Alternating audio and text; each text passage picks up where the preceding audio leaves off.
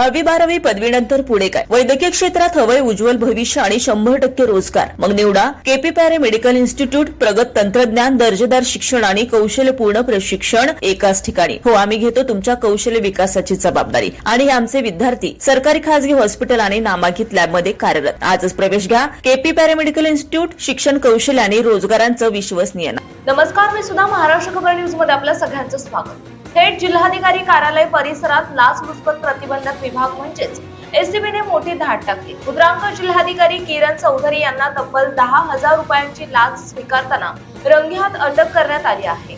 तक्रारदाराचा Akola MIDC परिसरात एक भूखंड आहे. या भूखंडावरील थकीत मुद्रांक शुल्क म्हणजे स्टॅम्प ड्युटीची रक्कम निश्चित करण्यासाठी तक्रारदार गेल्या अनेक दिवसांपासून कार्यालयांचे उंबरठे झिजवत होते.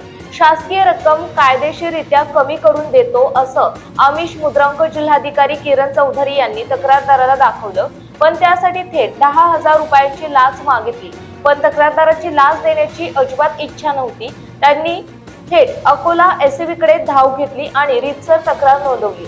SCBच्या पथकाने आधी या तक्रारीची पडताळणी केली, ज्यामध्ये लाच मागितल्याचं स्पष्ट झालं आणि त्यानंतर जिल्हाधिकारी कार्यालय परिसरात सापळा रचण्यात आला. ठरल्याप्रमाणे किरण चौधरी यांनी तक्रारदाराकडून 10,000 रुपये स्वीकारताच दबा धरून बसलेल्या SCBच्या पथकाने त्यांना रंगेहात पकडले.